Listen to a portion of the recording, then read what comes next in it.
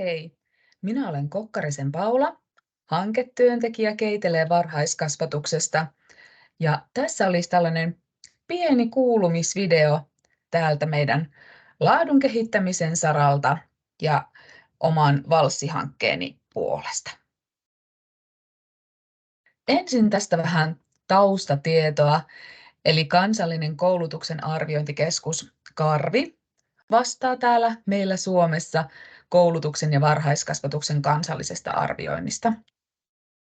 Ja Karvi on julkaissut meille tuossa muutamia vuosia sitten varhaiskasvatuksen laadun arvioinnin perusteet ja suositukset -asiakirjan, josta löytyy määritelmät siitä, mitä suomalainen laadukas varhaiskasvatus oikein sitten tulisi olla.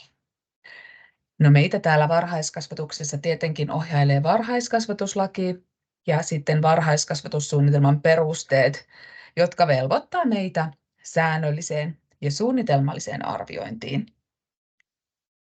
No Karvissa on vuosien ajan nyt tehty sellaista todella pitkäjänteistä kehitystyötä ja viimein sitten meille nyt on tuotettu tällainen laadun arvioinnin järjestelmä meidän arviointityön avuksi.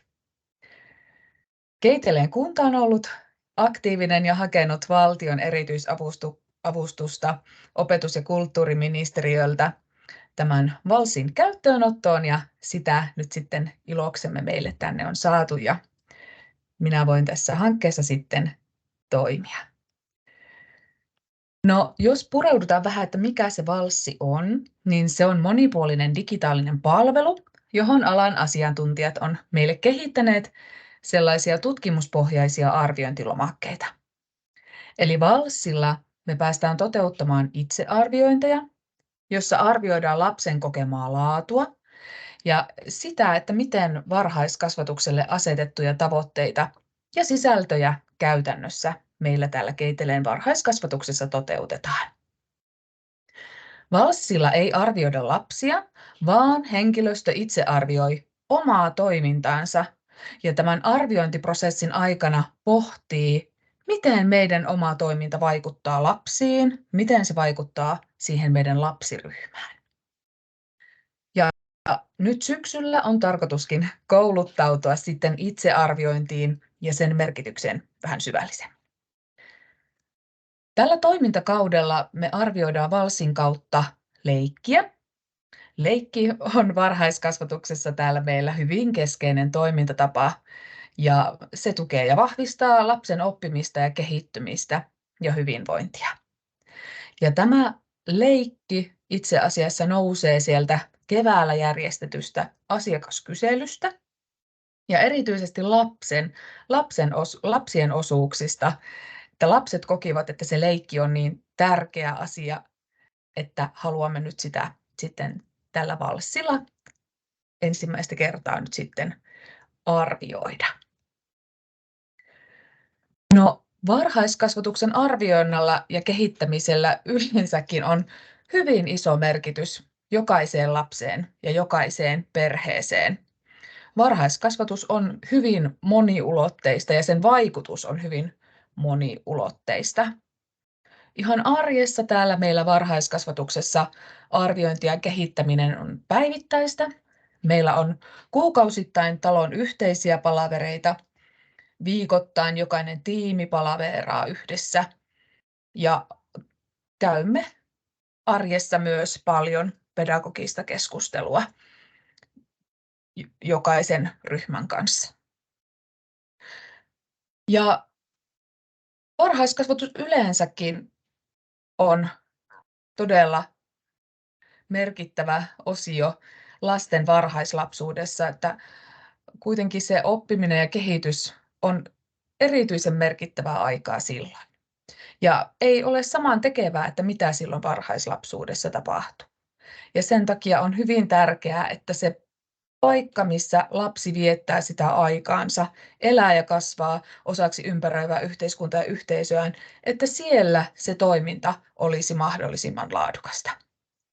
Koska laadukas varhaiskasvatus vaikuttaa hyvin kokonaisvaltaisesti lapsen hyvinvointiin ja elämänlaatuun.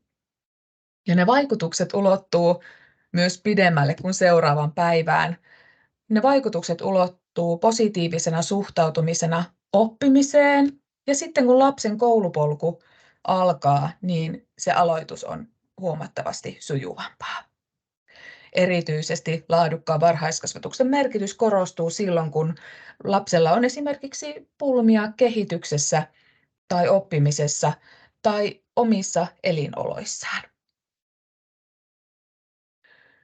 Sitten yksi tärkeä asia, mikä myös nousi esille kevään asiakaskyselyssä, oli huoltajien osallisuus meidän toimintaan. Ja ne palautteet ja ideat ja toiveet, mitä me tarvitaan myös huoltajilta, niin ne antavat todella hyvän pohjan sille meidän oman toiminnan arvioinnille. Ja ehkä siinä asiakaskyselyssä nousi päällimmäisenä vähän se epätietoisuus, että miten voin vaikuttaa, onko minulle tarjottu mahdollisuuksia vaikuttaa. No, erilaisia vaikuttamismahdollisuuksia toki on monia, mutta esimerkiksi vanhempainillat ovat erittäin hyviä mahdollisuuksia yhteiselle keskustelulle.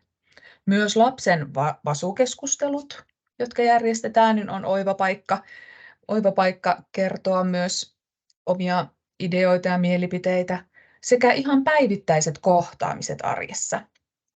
Myös puhelut, digitaaliset kanavat, kuten Daisy ja Pedanet, sekä tietenkin erilaiset asiakaskyselyt, missä voidaan sitten pureutua tarkemmin johonkin aiheeseen.